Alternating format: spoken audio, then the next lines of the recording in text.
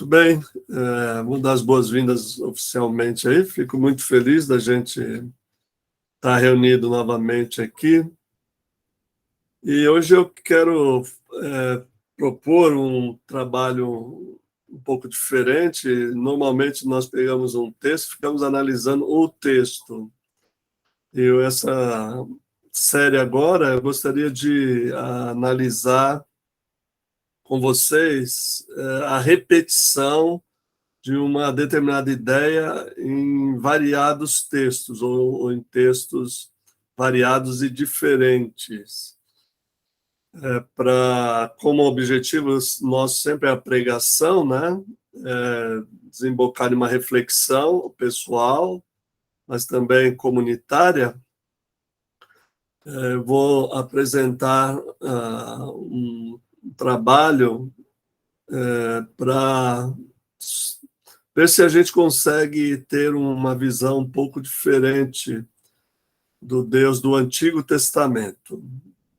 Começo dizendo que nós conhecemos um Deus do Antigo Testamento caricato, no sentido de que nós não conseguimos ver a verdadeira face desse Deus através das leituras bíblicas que foram feitas a partir, especialmente, do cristianismo, que lê o Antigo Testamento de uma forma muito diferente do que o judaísmo.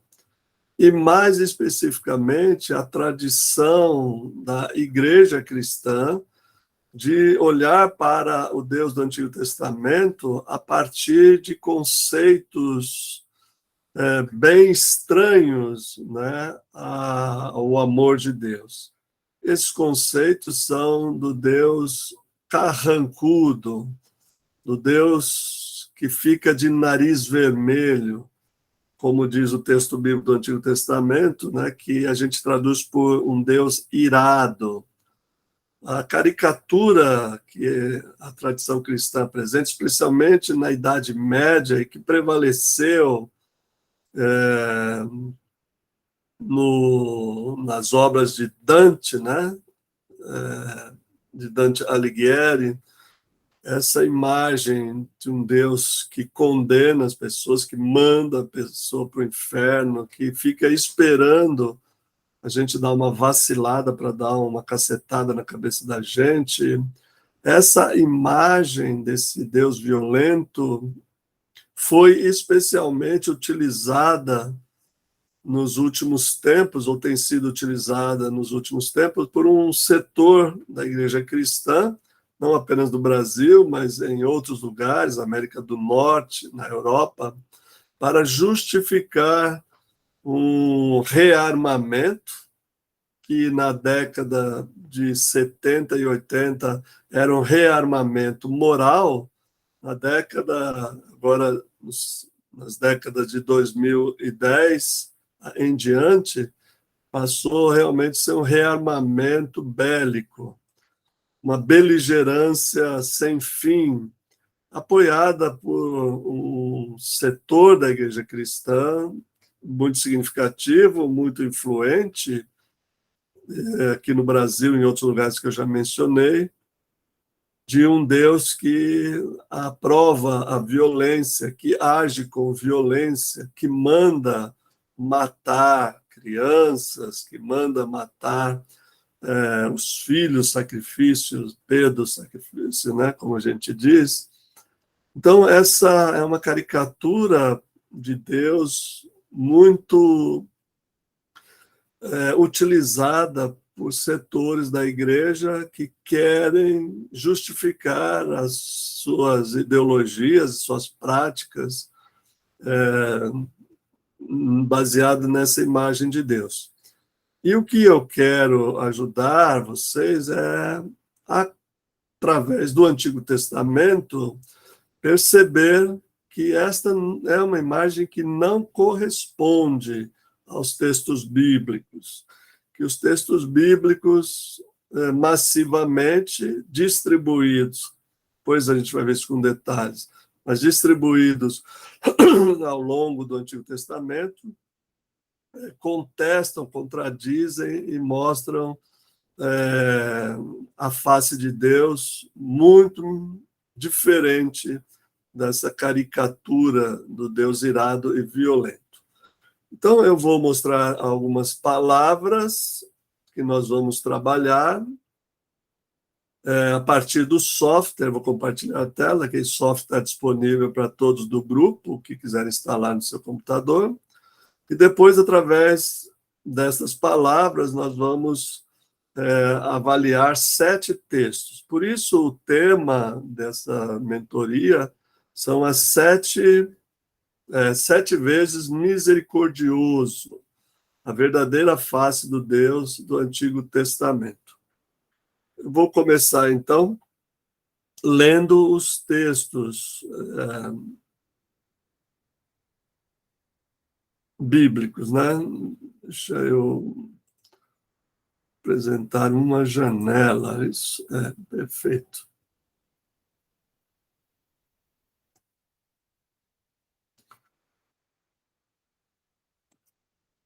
Me digam se vocês estão vendo a tela.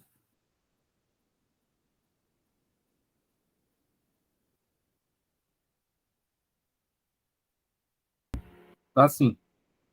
Obrigado. São 7 passagens bíblicas que nós vamos ler. O Salmo 103,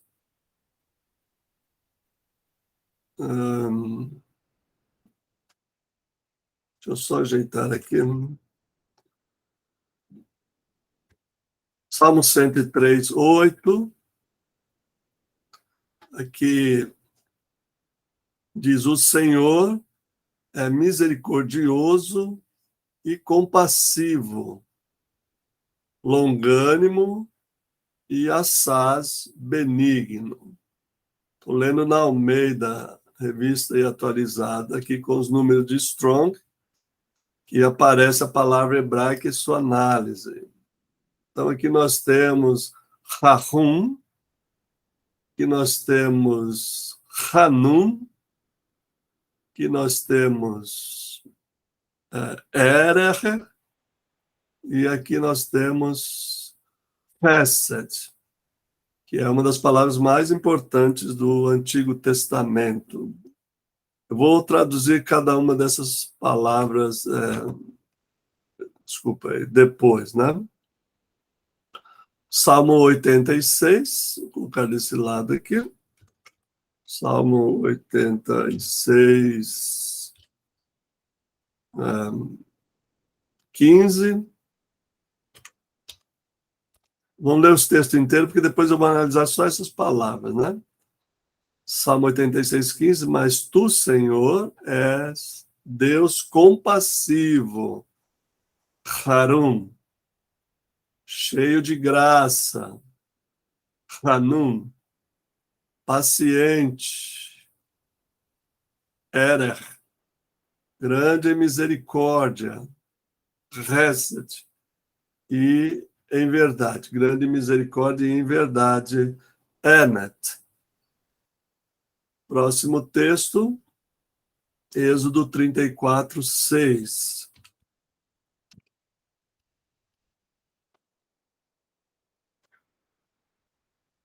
Diz assim: e passando o Senhor por diante dele, clamou: Senhor, Senhor, Deus compassivo, Harum, clemente, Hanum, longânimo, Erech, grande em misericórdia, Hesed, e fidelidade. Observem que aqui é a mesma palavra aqui do Salmo 86, Emet. A gente vai traduzir depois por verdade. Cada texto desse deve ser lido na sua inteireza, né? Ler aí os versículos anteriores e posteriores para saber do que se trata. Mas nós só vamos ler cada um deles. Agora, Salmo 145, 8.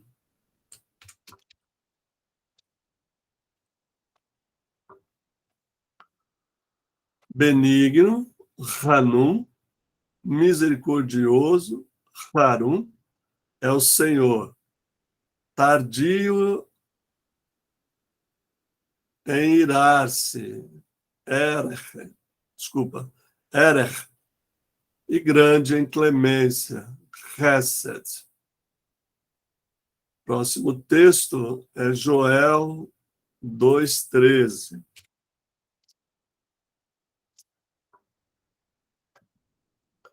Rasgai o vosso coração e não as vossas vestes. Convertei-vos ao Senhor vosso Deus, porque ele é misericordioso, Hanum, e compassivo, Harum, e tardio em irar-se, Erech, e grande em benignidade, Chesed. E aqui, e se arrepende do mal, Naham, se arrepende do mal, Naham. Próximo é Jonas 4:2.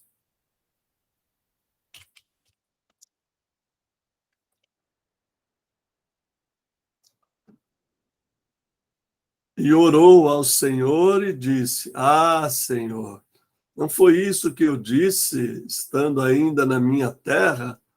Por isso me adiantei fugindo para Tarsis, pois sabias que és Deus clemente, Hanum, e misericordioso, Harum, e tardio em irar-se, Erech, e grande em benignidade.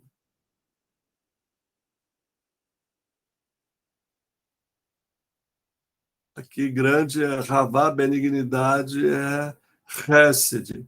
E, novamente, que te arrependes, Naham, do mal. E, finalmente, Neemias 9:17.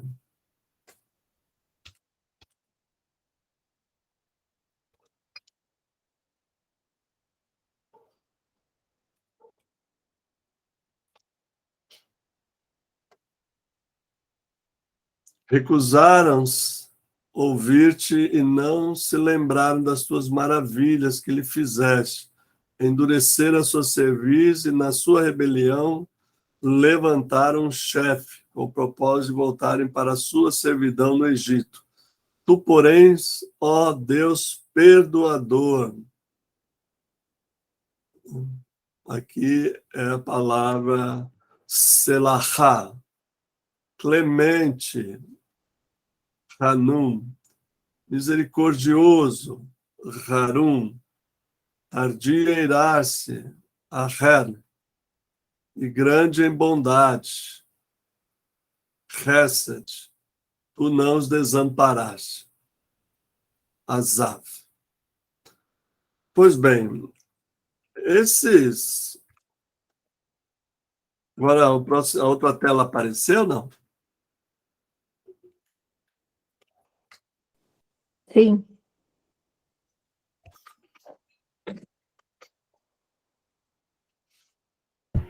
Acabei desligando a tela. Desculpe. Se vocês quiserem me interromper, podem interromper, né? O que eu fiz aqui? Eu agrupei as palavras que caracterizam Deus a partir do Salmo 103 e somente aqui só aparecem as palavras em hebraico e a tradução que eu estou propondo, né? Então, a primeira palavra, acompanhando a ordem do Salmo 103, que eu escolhi aí aleatoriamente como padrão, né? Harum, realmente misericordioso. Essa palavra tem a ideia de condoer-se, de sentir dentro das entranhas, né? Pode ser traduzida também como compaixão. É quando Deus tem um olhar que move as entranhas, né? Eu costumo chamar de tripa, né? quando as tripas de Deus se removem, assim, com um certo nervosismo. É um sentimento que a gente tem também quando a gente olha para um morador de rua, ou alguém enfermo, alguém muito em grande sofrimento, a gente sente essa misericórdia, esse harum. A segunda palavra é clemente. Eu traduzi clemente porque tem a relação com a clemência de Deus. Em outros textos, como a gente viu, e eu vou mostrar aqui, aparece a ideia do Senhor perdoador, do Senhor que purifica e levanta as pessoas. Então, aqui é alguém que tem clemência. E essa terceira palavra, que na verdade é uma expressão, né? Aqui tem a here, tardio em irar-se, afim, que é, como eu disse, ficar aí com o nariz vermelho, né? Ficar bufando de raiva, ficar vermelho de raiva, como a gente diz, né? E essa palavra tardio tem o sentido de um elástico. Quando você... aliás, eu tenho até um elástico aqui, por acaso, né? Eu não preparei. Tem um elástico aqui. Quando você estica o elástico, e ele volta ao normal. Então, se tardio em irar-se, quer dizer, é demorado no sentido que a sua misericórdia é elástica, a sua clemência é elástica. Ele demora para irar-se, né?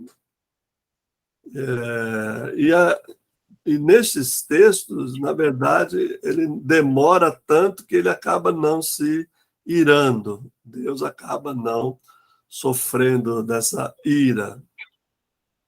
E a última expressão, verá, hased. Essa pontuação aqui, com o Kametz Gadol, né, para o pessoal que estava fazendo hebraico aqui, é porque é a última palavra do verso no Salmo 103, então aparece pontuado assim, hased. Todas as outras vezes eu pronunciei hesed, né? Não sei como vai aparecer em outros textos. Essa palavra hesed, ela tem a conotação de amor leal. A tradução Novo Mundo das Escrituras é bem precisa ao traduzir hesed como o amor leal. Isso a Almeida traduz como fidelidade. Esse rico aí quer dizer abundância, né? Verhav quer dizer abundância, ou verave, né? Abundância, riqueza no sentido de extrapolar. Tem amor leal ou lealdade. Isso é muito significativo dentro das outras frases que a gente vai ver. Esta mesma disposição das palavras, esta mesma ordem das palavras, aparece no Salmo 86, 15 e no livro do Êxodo 34, 6. O livro do Êxodo 34, 6 é quando Deus está em um diálogo com Moisés, né? Então, eu mantenho a ordem das palavras que aparecem no texto hebraico. As cores aqui indicam que é a mesma palavra, para facilitar, né? Mantive a mesma tradução. E apenas a diferença é essa parte final que traduz a palavra verdade. E verdade, ele é rico em lealdade, em amor leal e em verdade. Essa palavra emet é da onde vem a nossa palavra amém. Assim seja de verdade. A palavra emet tem essa conotação daquilo que é seguro, transparente, cristalino, que é uma afirmação positiva que você pode confiar. Essa palavra, né, emet, ela é vista lá em outros textos, por exemplo, quando no livro de Abacuque, a gente vê lá o uso dessa palavra, né, que a verdade lá é torcida. Isso é uma verdade não no sentido de ser palavra de Deus apenas, mas a verdade enquanto a palavra humana de relacionamento com outras pessoas, né? Então ele é rico em lealdade e rico em falar a verdade. É o acréscimo que tem nesses dois textos. A próximo texto é o Salmo 145, que vocês observem aqui, vocês observam aqui, que há uma inversão das duas primeiras palavras. Salmo 145 começa chamando Deus de clemente, Hanum, e, em segundo lugar, misericordioso, Ver-Harum. As cores aqui dá para ver bem, né? Aqui, esse tom de vermelho e verde, aqui esse tom de verde, esse tom de vermelho rosa aqui.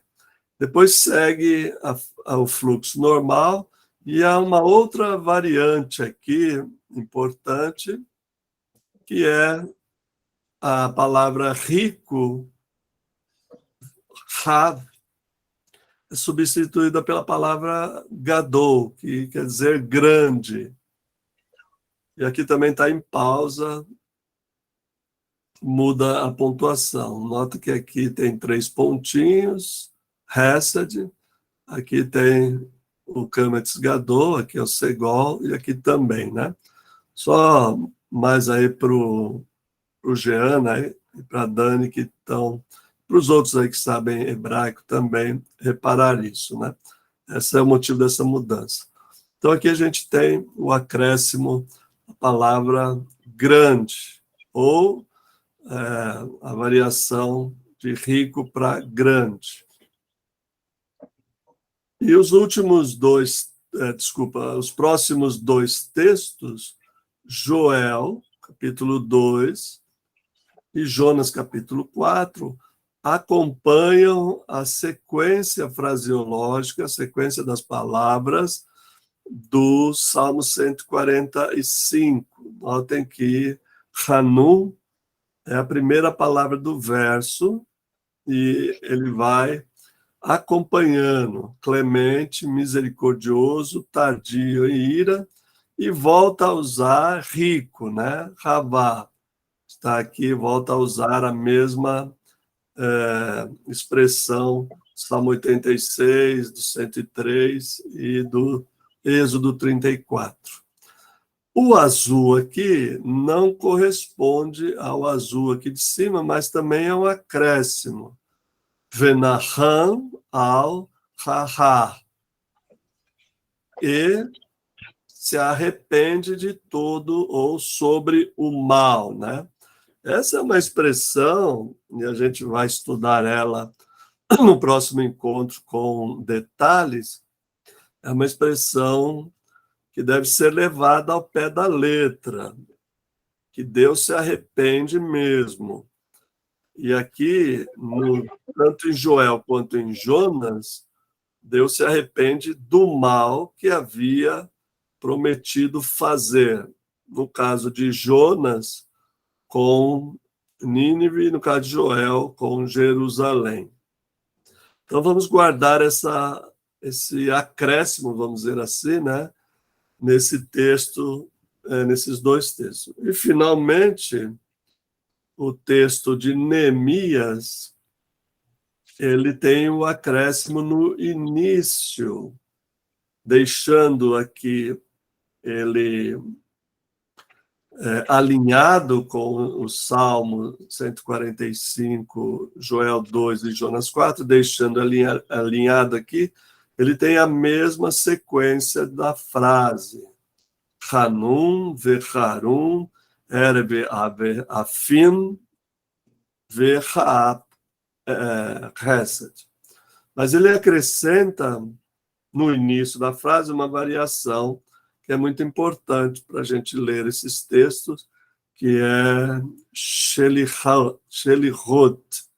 que é o perdoador, aquele que perdoa, que tem clemência, né?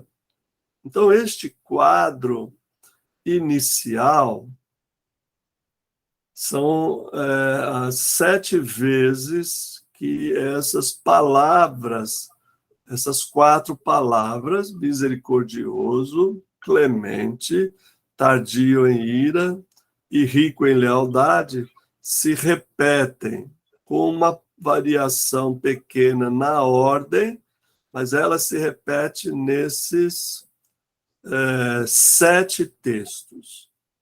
Isso não é por acaso. No próximo encontro, a gente vai se dedicar a avaliar o contexto de cada uma delas. E aqui nós encontramos em 3 salmos, no Êxodo, num profeta, num escrito e na obra cronista, né? Como eu vou explicar no próximo encontro. Mas este quadro inicial, colocando dessa forma, fica bastante evidente que nós temos uma concepção imediata de uma nova face de Deus, de uma nova perspectiva. Deixa eu voltar aqui com vocês. De uma nova perspectiva imediata da figura de Deus. O uso de palavras bem importantes e de palavras que qualificam a pessoa de Deus. Por que eu digo qualificam? Porque quando as pessoas se referem ao Deus violento, elas não recorrem aos qualificativos de Deus. Elas recorrem às ações supostamente atribuídas a Deus. Eu digo supostamente para levantar questões para nosso debate, né? E para nosso diálogo também, os nossos próximos encontros sobre esse tema. Porque não há textos, você não encontra textos no Antigo Testamento que qualifiquem Deus como violento, como iracundo, como cruel e assim por diante.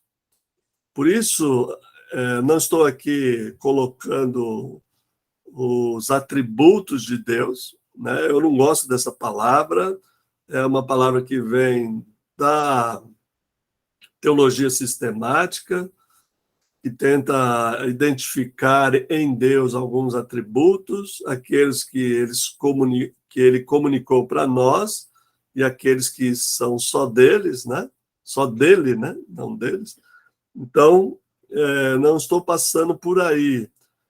O hebraico, isso é, a linguagem do Antigo Testamento, é uma linguagem concreta, eu tenho repetido isso com vocês, e nessa linguagem concreta, ele apresenta a face de Deus conforme percebida no relacionamento com esse Deus. O relacionamento face a face, diretamente com Deus, não mediado pelas suas ações, mas pelos seus qualificativos. E é nisso que eu quero me concentrar com vocês. Bom, eu fico aí aberto, então, para o nosso parlamento. Gostou da palavra parlamento?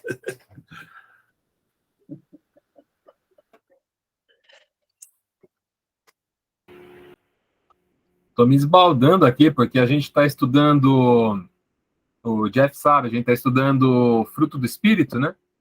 Ah, sim. E o tema de sábado que vem é fidelidade. E eu estava lendo esse livro aqui, do Christopher Walker.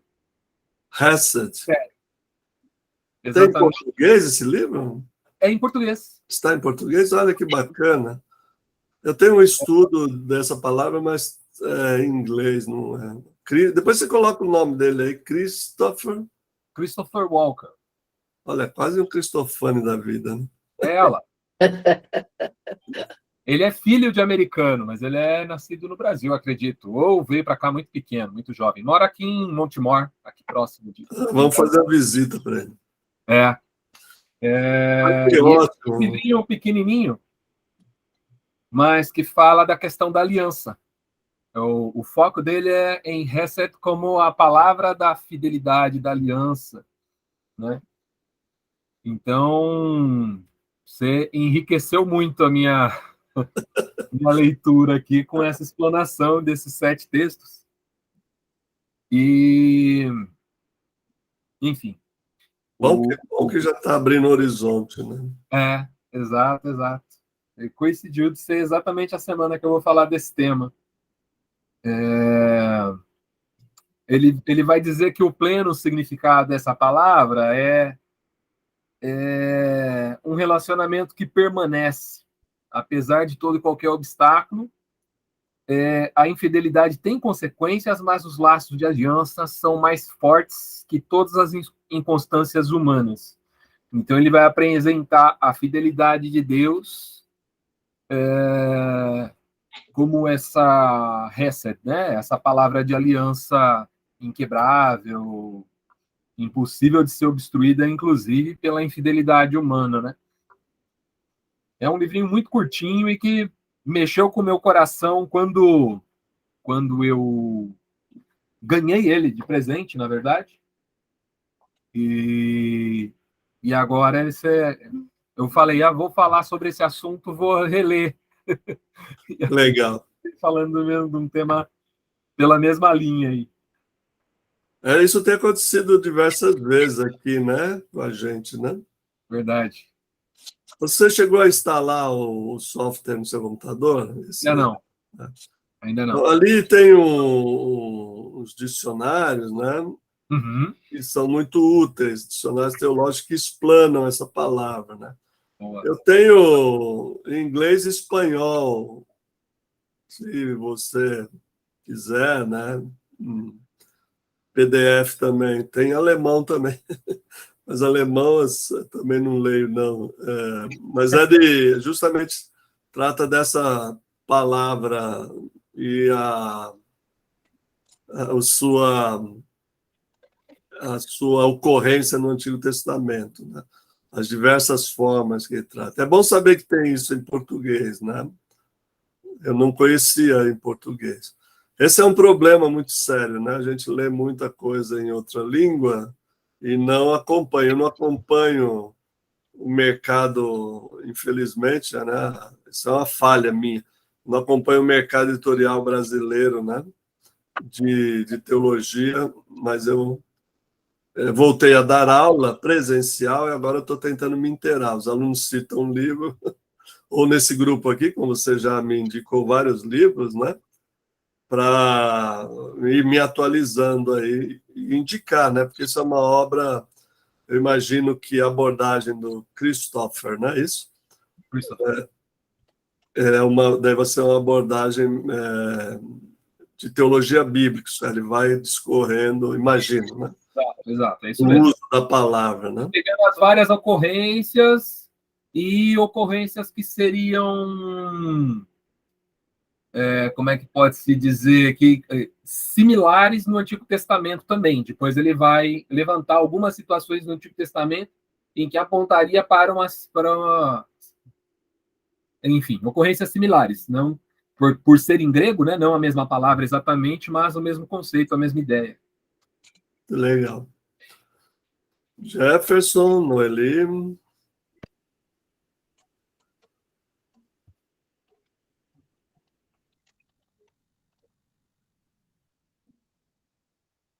Foi uma explicação mais técnica, né? Mais de tradução e mais visual também para a gente poder iniciar o aprofundamento depois, né?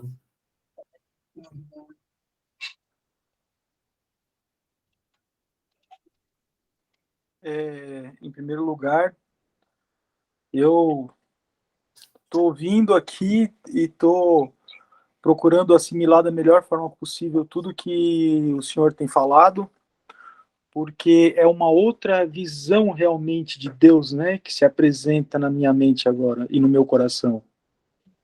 E isso é incrível, não tem como falar outra palavra. Muito obrigado, muito obrigado. Imagina.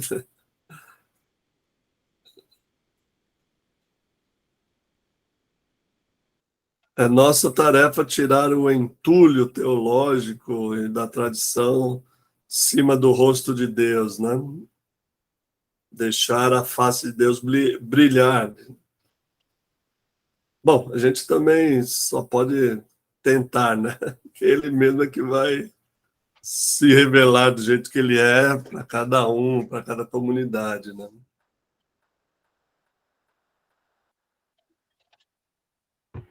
Algumas semanas atrás, quando eu falava sobre a paciência, né? Tratando, porque não contrariando a tua fala aí sobre os atributos de Deus, mas como a gente está lidando com fruto do Espírito, a gente parte de que da ideia de que essas são características do Espírito Santo que ele produz em nós, né? Não necessariamente essa sistemática de atributos comunicáveis ou incomunicáveis, né? Mas de uma forma mais objetiva. O Espírito Santo habita em nós e manifesta suas próprias características, né? Que são essas: amor, alegria, paz, paciência. Quando nós falávamos da paciência, 2 semanas atrás, eu trouxe o exemplo de Jonas, essa oração de Jonas, e que ele diz: eu sabia que o Senhor é paciente, eu tinha certeza que o Senhor ia voltar atrás nessa história, né? E exatamente o conhecer, né? Ainda que Jonas tivesse decepcionado, né? Pela sua percepção se confirmar, né? Isso demonstra que mesmo Deus sendo aquele que ordena juízo, que muitas vezes vai trazer uma condenação, como foi no caso de Nínive, né? Quem conhece a Deus de verdade sabe, né?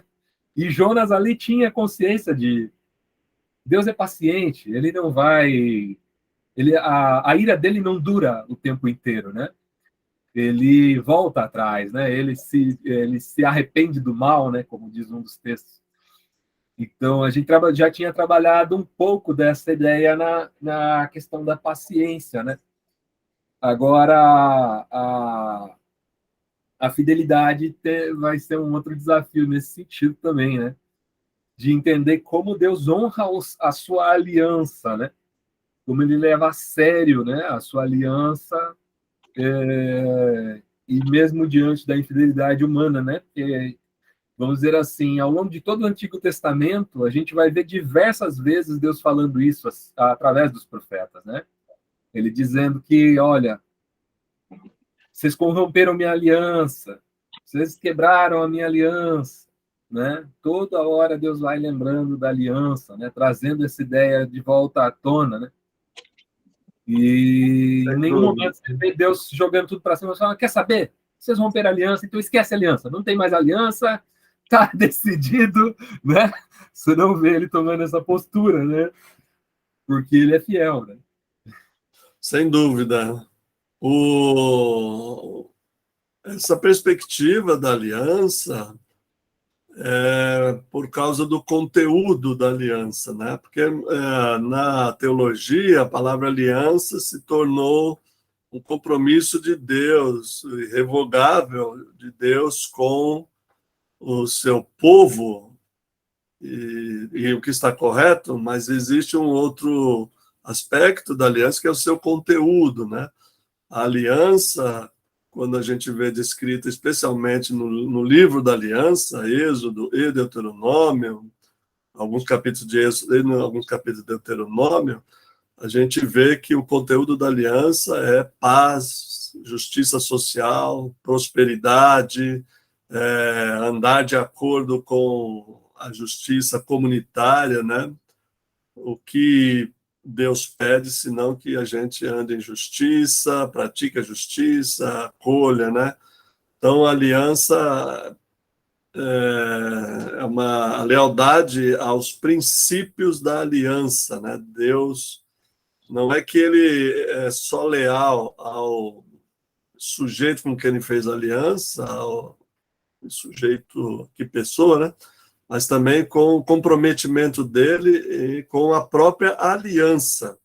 Isso é, com o próprio conteúdo dessa aliança, que é insistir em que pratiquemos a justiça, o amor, a solidariedade, etc, etc. Né? Está muito bem assim. Então, quer dizer que já está em curso aí o sermão, o estudo bíblico, né? Eu vou colocar no grupo lá os textos bíblicos, né? E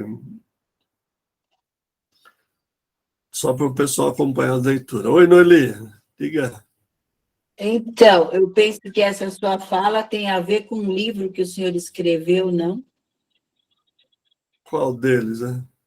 Não tenho tantos assim, mas... Aquele que fala do estrangeiro, da viúva, do órfão, né, do pobre. Isso, é exata. E essa leitura desse material que o senhor falou dá respaldo para o que deve estar no livro, né? Que ainda não tive acesso, mas tenho interesse.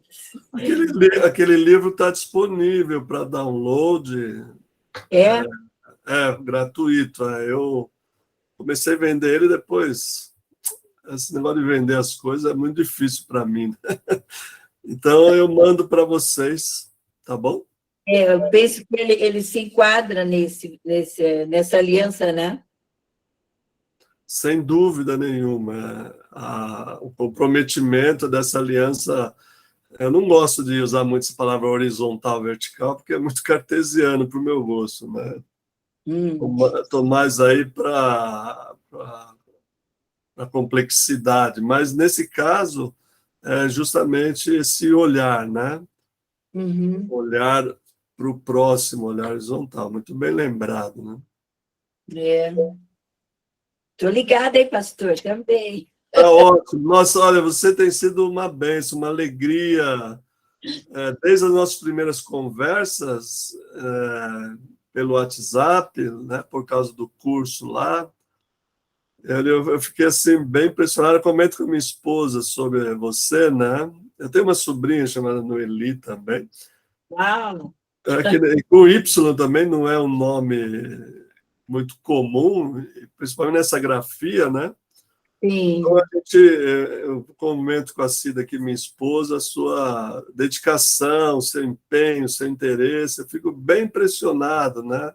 E agradeço muito por você participar com a gente aqui. Eu comento que eu não sei como eu estou inclusa no grupo, porque eu fico tirando. Mas eu gosto do Giancarlo, eu acho que ele fala assim, bonito. Aleluia, né? Eu acho que nessa unidade sempre há uma troca, um avanço, um aprofundamento, né? Tem sido um grupo, né, pastor? Eu trabalho com periferia, com um bairro, com pessoas de bairro. Então, é uma realidade de não cristãos. Eu tenho que ir me infiltrando lá. Eles falam, por exemplo, trabalho com idosos, eles falam que idoso gosta de bolo, de bingo, de baile, não lembro mais, acho que é 3. Aí eu falei, não, tem 4. Como assim? TBB. Eu falei, não, de Bíblia. Idoso tem que gostar de Bíblia mais do que os pequenos. Os pequenos passam-se por, pensa-se que vão ter mais oportunidade. O idoso já está na linha assim, ó, na reta final. Bem falar de religião. Eu falei, não. Gente, sabe o que eu achei interessante? Perguntei, uma moça estava me querendo vender um curso, não sei o quê. Falei, você já leu o primeiro livro impresso no planeta? Qual? Falei, você não sabe? Falei, então pergunta para o Google. Gente, o Google responde bonitinho. Mas, olha, muito lindo. Ele foi o primeiro livro impresso, foi a Bíblia, foi Gutenberg. Falei, ela não me deu resposta ainda, mas disse que ia me dar, né? E o motorista, eu já pergunto, o moço, você sabe levar eu lá nesse lugar tal? Ele falou, claro, a gente segue aqui o Waze. Falei, e o caminho para o céu, você sabe? A queima-roupa, né? Ele fala assim, não, eu estou estudando atualmente o quê, moço? As religiões. Eu falei, não, eu vou falando bem mole, né?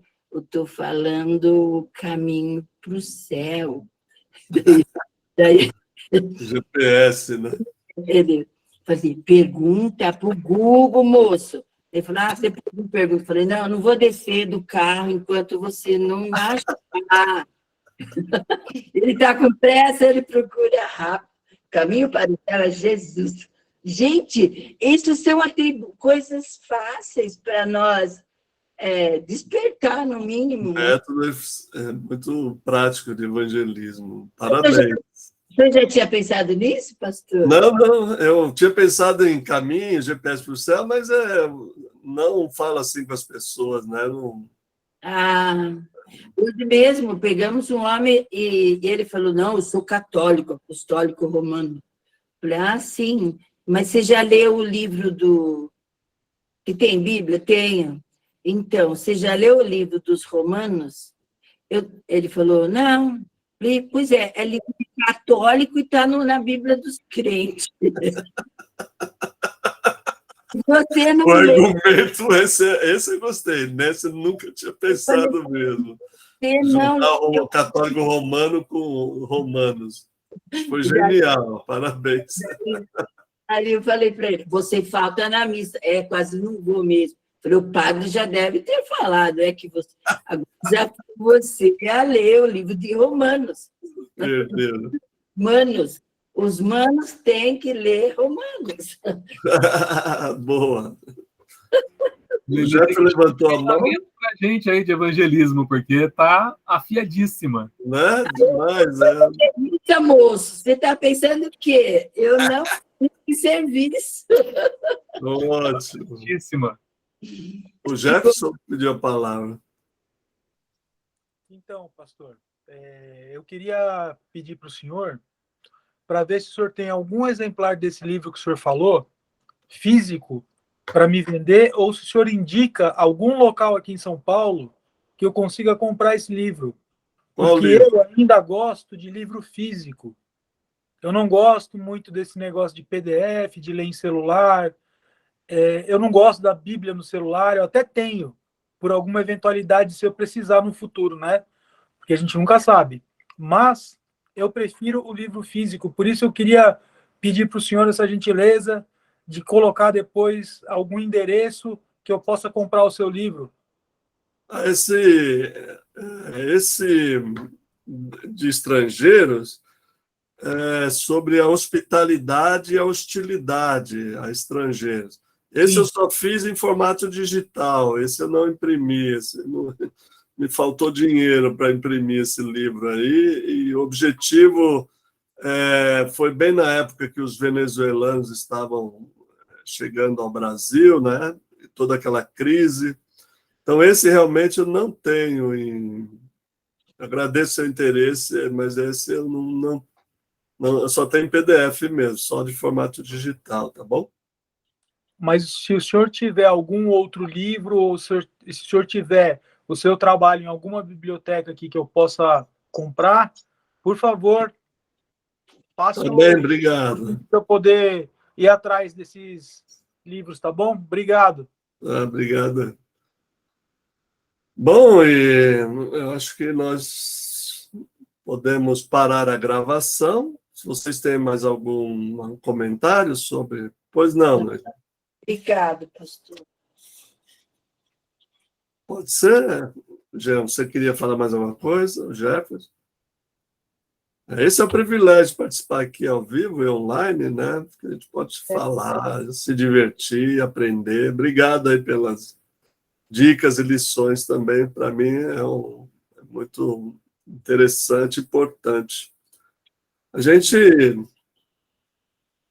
se vê, então, no próximo encontro e o Google vai processar esse vídeo e amanhã eu coloco lá no grupo, tá bom? O link. A paz. Deixa eu só parar a gravação aqui.